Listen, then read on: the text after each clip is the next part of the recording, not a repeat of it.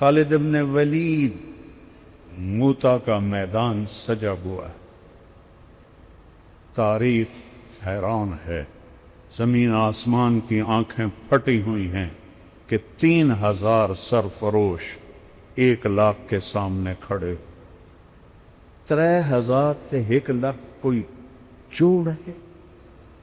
اور میرے نبی مسجد نبوی میں ہیں اور کہتے ہیں جھنڈا زید نے اٹھایا، 700 میل کا فاصلہ ہے، میں موتا گیا ہوں، پورا میدان دیکھا ہے جنگ، میں تو تاریخ کا کیڑا ہوں۔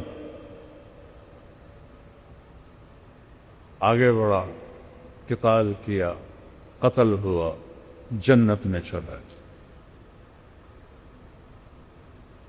پھر جھنڈا جعفر نے اٹھایا، آپ کے چچا زاد بھائی، جھنڈا جعفر نے، اس کا ہاتھ کاٹ دیا، اس نے جھنڈا دوسرے ہاتھ میں لیا، اس کا وہ ہاتھ کاٹ دیا، اس نے سینے سے لگا لیا، اس کو 2 ٹکڑے کر دیا اور وہ جنت میں داخل ہو گیا۔ ایک حدیث جوڑوں، اللہ کے نبی نے فرمایا کہ اللہ نے جعفر کو بازوؤں کے کٹنے کے بدلے میں 2 پر عطا فرمائے ہیں، جنت میں اڑتا کرتا ہے۔